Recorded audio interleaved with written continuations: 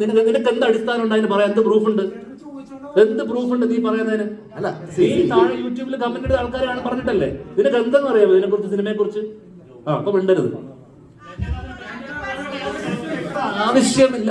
നമ്മളൊരു സ്ഥലത്ത് വരുമ്പോൾ ഞാൻ ഇവരെയൊക്കെ എത്ര കാലമായി കാണുന്നത് അറിയാമോ? അൺപ്ലസന്റ് ആയിട്ടുള്ള, ഒഫെൻസീവ് ആയിട്ടുള്ള ചോദ്യങ്ങൾ ചോദിക്കുന്നത് നിർത്തുക.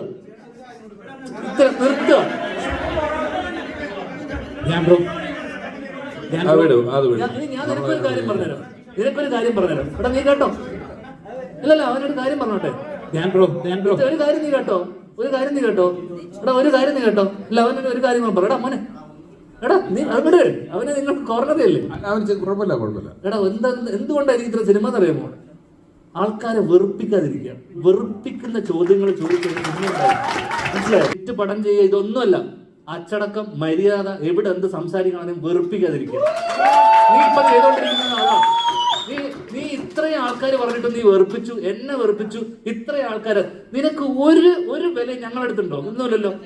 നീ ഇത്ര തവണ ഞാൻ പറഞ്ഞ നീ മോനെ കുഴപ്പമില്ല. ഇതിനെയും അതിന്റേതായ രസത്തിൽ തന്നെ എടുത്താൽ മതി മോനെ, കുഴപ്പമില്ല.